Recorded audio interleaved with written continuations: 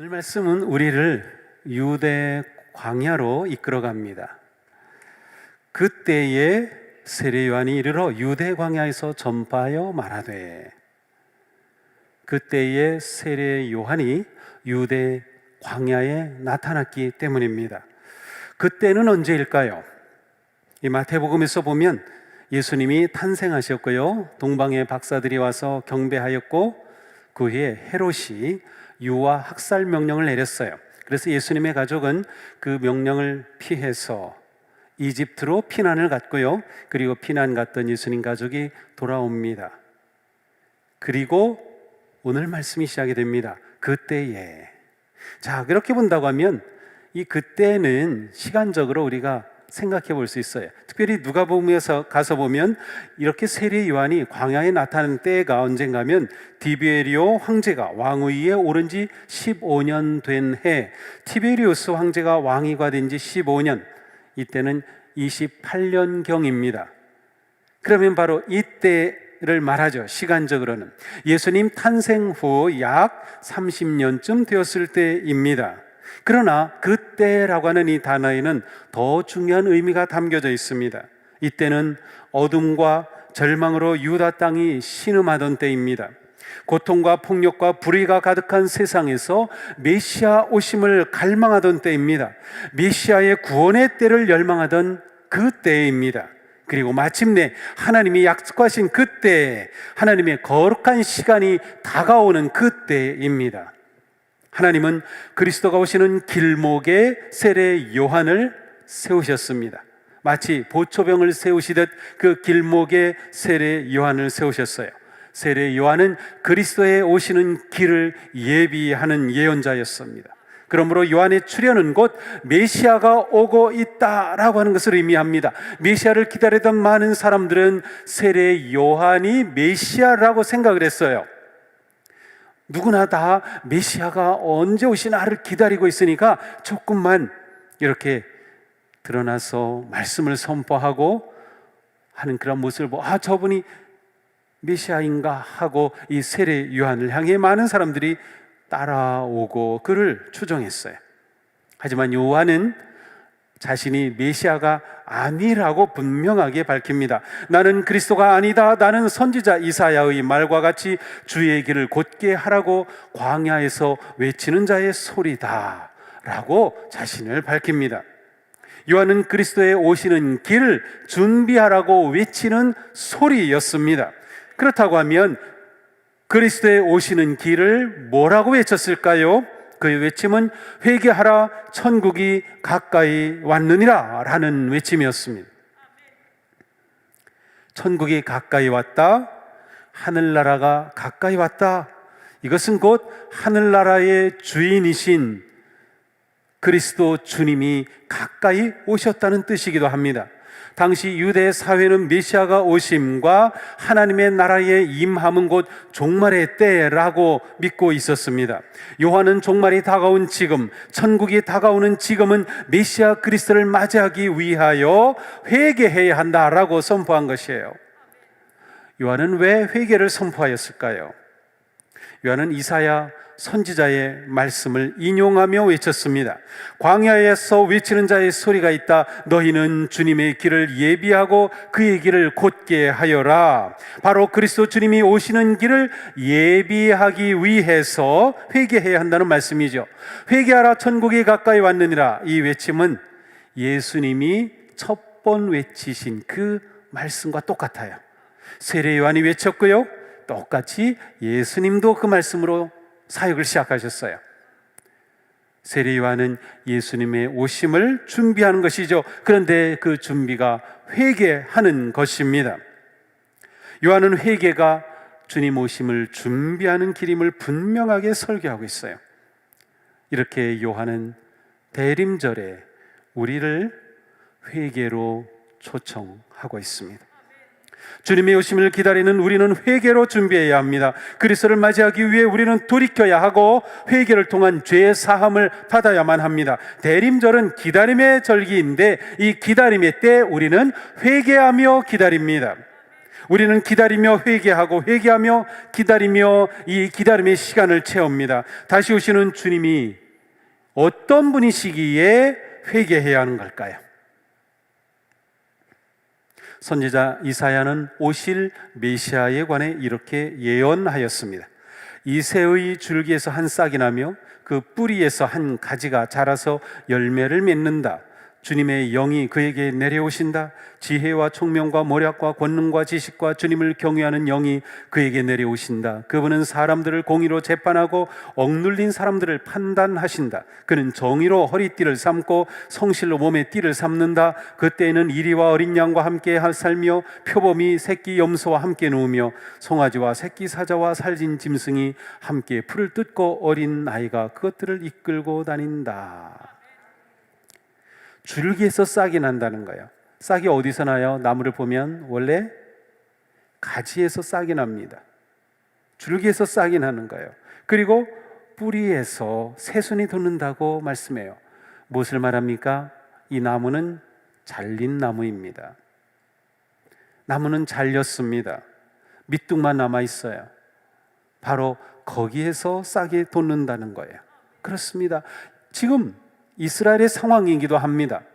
이사야가 이 예언을 선포할 때 이스라엘은 바벨론에 의해 멸망한 나라였습니다. 그러나 새싹이 도는 희망을 선포하고 있어요. 새순이 나오듯 메시아의 오심으로 하나님의 다스리심이 새로운 시대를 열 것이다. 하나님의 나라가 시작될 것이라고 하는 말씀입니다.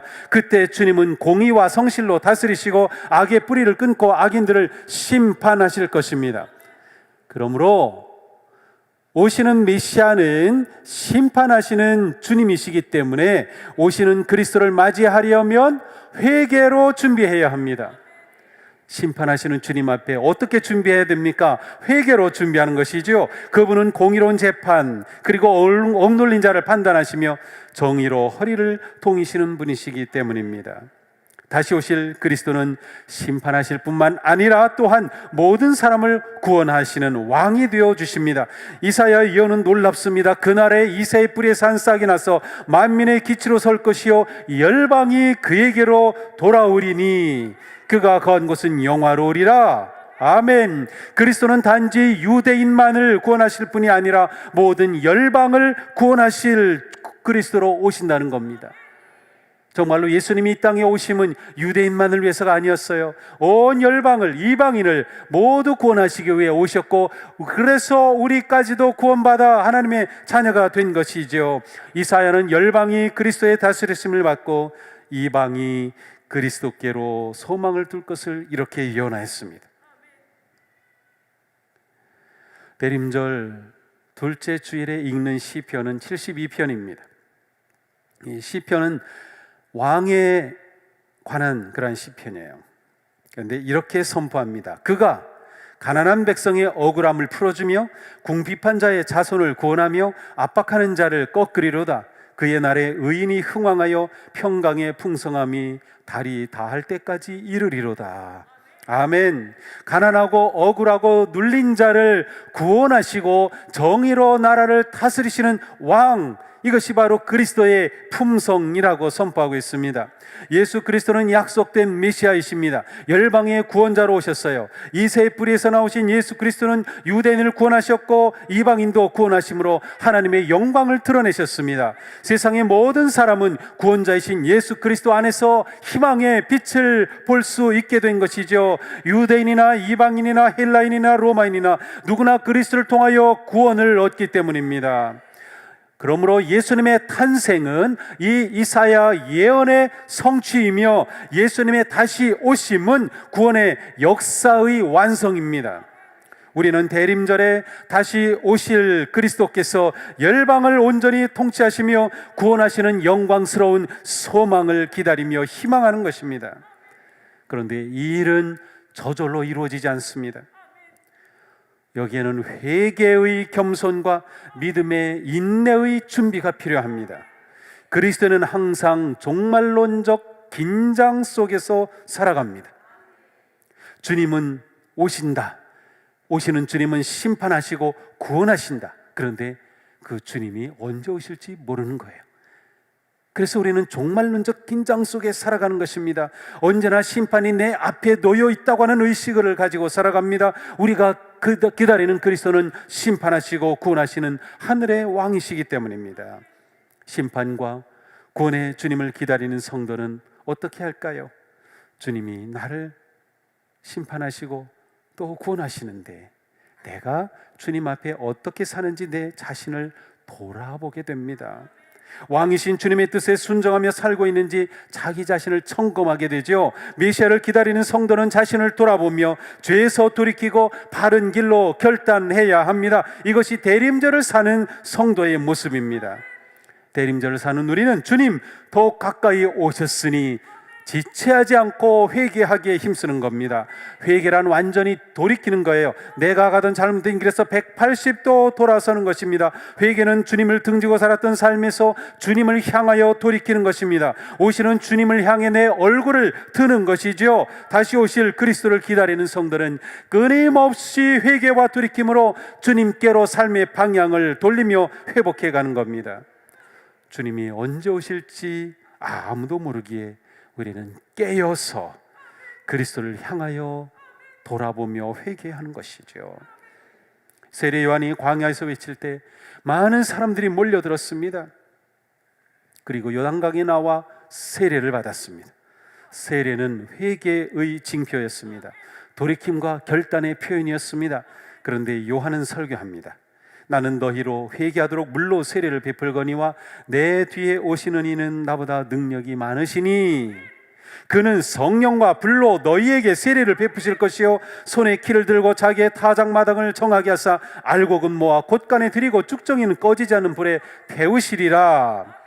예수님은 요한의 세례는 자신의 세례와 다르다고 말합니다. 자신은 더러움을 씻는 의미인 물로 세례를 주었지만 예수님은 죄를 씻을 뿐만 아니라 성령과 불의 세례를 베푸신다고 선언합니다. 예수님의 세례는 단순한 씻음이 아니라 삶을 혁명적으로 변화시키는 능력인 성령과 불의 세례입니다. 불은 모든 것을 태웁니다. 더러운 죄를 태웁니다. 세상의 영화와 자랑도 태웁니다. 세상의 가치와 권력도 태웁니다. 세상의 온갖 불의와 차별과 거짓도 모두 태워버립니다. 모두 타버린 그 자리에 완전히 새롭고 영원한 가치, 온전한 진리와 생명의 새싹이 돋아나는 것이죠. 우리는 예수님을 구세주로 믿고 주님으로 고백함으로 세례를 받았습니다. 그 세례는 바로 우리가 완전히 하나님의 자녀로 거듭난 방향의 전환입니다. 대변혁이 일어난 것이죠. 하지만 우리는 지금 세례자로 살고 있습니까? 우리가 다시 세례식을 하며 세례를 받을 수는 없습니다. 그러나 계속해서 성령의 불과 세례의 능력을 힘입어야 합니다. 우리는 다시 오실 주님을 기다리면서 회개와 결단으로 주님을 향해 계속 돌이켜야 합니다. 돌이키지 않은 채 다시 오실 주님을 맞이할 수는 없습니다. 그러기에 우리의 기다림은 깨어있는 기다림이며 기도하는 기다림입니다. 회개로 주님 오심을 준비해야 하기 때문입니다. 우리는 지금 주님 오심을 제대로 준비하고 있습니까? 우리가 태워버려야 할 것은 무엇입니까? 태워버려야 할 욕망과 죄와 거짓은 무엇입니까? 우리가 주님께로 향하기 위해 돌이키고 버려야 할 것은 무엇입니까? 이미 도끼가 나무 뿌리에 놓여 있습니다. 불에 던져지기 전에 속히 돌이켜야 합니다. 속히 태워야 합니다. 대림절의 은혜로 우리가 온전히 새로 깨어나며 거듭나고 돌이키는 변화하는 불의 역사가 우리 가운데 넘치기를 축복합니다. 불은 또한 연단합니다. 순금이 나오기까지 많은 재련의 과정이 필요하듯이 우리의 믿음은 단련되어야 합니다. 욥은 고백했습니다. 내가 가는 길을 그가 아시나니 그가 나를 단련하신 후에는 내가 순금같이 되어 나오리라. 아멘. 단련은 곧 훈련입니다. 성령과 불의 세례는 우리를 하나님의 나라의 거룩한 백성으로 훈련하고 단련합니다. 사도 바울은 디모데에게 이렇게 권면하였어요. 망령되고 허탄한 신화를 벗어버리고 경건에 이르도록 내 자신을 연단하라.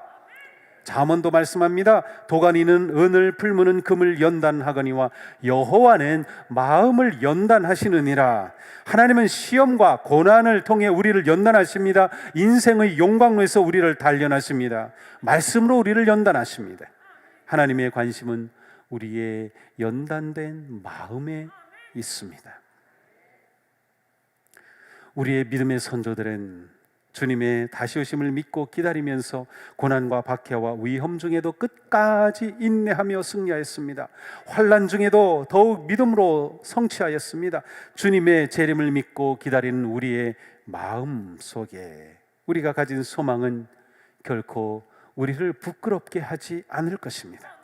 사도 바울은 말씀합니다. 우리는 또한 그리스도로 말미암아 지금 서 있는 이 은혜의 자리에 나오게 되었으며 하나님의 영광에 이르게 될 소망을 품고 자랑을 합니다. 그리고 계속 말씀합니다. 함께 읽겠습니다.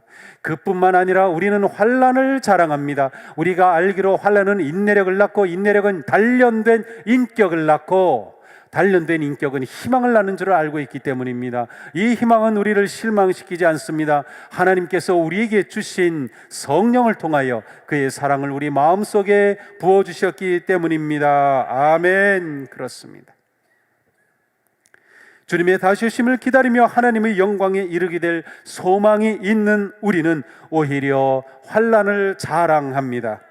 환난은 인내력을 통해 우리의 성품을 연단하며 우리는 그리스도의 모습으로 단련된 것을 믿기 때문입니다. 그러므로 우리에게 중요한 것은 인내력을 발휘하는 것입니다. 주님 오심을 기다리는 성도들은 많은 일들을 만날 것입니다. 많은 일들을 겪어야 합니다. 그러나 어떤 상황에서도 우리는 끝까지 견뎌야 합니다. 우리는 연단을 통해 그리스도의 마음을 품게 될 것이기 때문입니다. 우리는 인내력을 발휘해야 합니다. 예수님은 이 세상의 질병과 재난과 난리와 박해와 고난이 넘쳐나지만 인자가 구름을 타고 능력과 큰 영광으로 오는 것을 보리라 하고 선포하시면서 너희의 인내로 너희 영혼을 구하리라고 말씀하셨어요. 우리는 인내로 우리의 영혼을 얻습니다. 우리는 인내로 영혼을 얻는 거예요. 인내로 연단되고 훈련되고 그리스도의 마음을 얻습니다. 바울 사도도 자신이 성도들에게 서신을 보낸 것은 그들을 위로하고 인내와 소망을 가지기 위함이라 라고 말씀하면서 인내심과 위로를 주시는 하나님께서 여러분이 그리스도 예수를 본받아 같은 생각을 품게 하시고 한 마음과 한 입으로 하나님과 우리 주 예수 그리스도의 아버지께 영광을 돌리게 해주시기를 바랍니다 라고 축복했어요. 우리는 인내로 주님을 본받고 인내로 한 마음이 될 수 있어요. 인내로 연단되고 훈련되어 그리스도를 닮게 됩니다. 이것이 대림절의 은혜입니다. 그런데 우리는 혼자서 오시는 주님을 기다리지 않습니다. 우리는 함께 기다리는 거예요. 우리는 그리스도의 몸을 이루는 교회이기 때문입니다. 우리는 함께 기다립니다. 그렇지만 우리 각자는 주님의 오심을 기다리고 인내하는 동안 믿음의 깊이와 상황에 따라 서로 다른 모습을 가집니다. 서로 다르게 생각할 수도 있습니다. 그러기에 사도 바울은 우리가 그날이 가까울수록 믿음과 사랑과 소망의 공동체가 되어 서로 도우며 마음을 같이 해야 한다고 말씀합니다. 우리는 대림절을 살면서 그리스도를 본받고 모든 일에 선을 이루며 삶에서 덕을 세우는 일에 힘써야 합니다. 사도 바울은 말씀합니다. 함께 읽습니다. 그러므로 그리스도께서 하나님의 영광을 드러내시려고 여러분을 받아들이신 것과 같이 여러분도 서로 받아들이십시오. 아멘. 서로 받아들여야 할 분명한 이유가 있어요. 그것은 우리가 우리의 주님, 다시 오실 그 주님, 기다리는 그 주님, 그분은 바로 모든 이방인들까지 긍휼히 여기시고 구원하시며 그들을 위해 오셨기 때문입니다. 이방의 모든 사람이 하나님을 찬양하도록 사랑하시기 위해 오셨기 때문이에요. 이를 위해 이새의 뿌리에서 이방을 다스릴 그리스도로 오신 주님이시기 때문에 우리도 받아들여야 하는 것이에요. 우리 안에 믿음이 강한 자가 있습니까? 믿음이 약한 자를 도와서 마음을 같이 해야 합니다. 주님이 유대인과 이방인을 구분하지 않으셨듯이 차별과 구분 없이 마음 한 마음이 되어 서로를 그렇게 받아들이고 대해야 합니다. 세대와 세대가, 우리 사회가 세대 갈등이 너무나도 심하죠. 남자와 여자가 젠더 갈등이 너무 심하죠. 가난하거나 부하거나, 많이 배웠거나 못 배웠거나, 내가 어떤 선교에 속하였거나, 내가 어떤 목장에 속하였거나, 내가 어떤 사역을 하거나 상관없이 우리는 서로 받아들이고 관용하고 용서하고 인내하며 선행하기에 힘써야 합니다. 우리는 함께 예배에 힘쓰고 서로 봉사하기에 힘쓰고 주님의 뜻을 이루기에 힘쓰는 것, 이것이 대림절을 살아가는 우리의 모습입니다. 말씀으로 더욱 용기와 힘을 얻기를 바랍니다. 주님 오실 때까지 겸손하게 회개하는 삶, 그릇된 길에서 돌이켜 주님을 향하는 삶, 선한 삶에 인내하는 삶, 서로 받아들이고 품어주는 삶, 그리고 헌신하는 삶에 승리하기를 축복합니다. 사도 바울의 말씀으로 대림절의 은총 가운데는 성도님들을 축복합니다.